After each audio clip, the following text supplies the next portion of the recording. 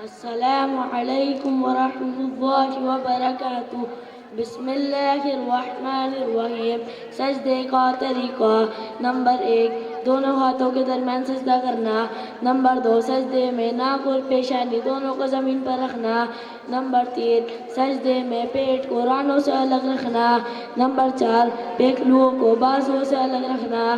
Number 5، کونیوں کو زمین سے الگ رکھنا۔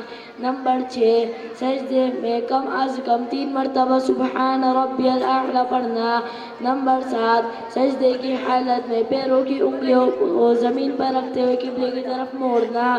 نمبر 8، سجدے کی حالت میں ہاتھ کی انگلیوں کو ملی ہوئی رکھنا۔ نمبر 9، سجدے کی حالت میں نگاہ ناک پر رکھنا۔ نوٹ: دونوں سجدوں کے درمیان اطمینان سے بیٹھنے کو جلسہ کہتے ہیں۔ یہ جلسہ واجب ہے، اس لیے اس پر خاص توجہ دینا چاہیے۔ السلام علیکم ورحمۃ اللہ وبرکاتہ۔ شاباش، ماشاء اللہ ماشاء اللہ۔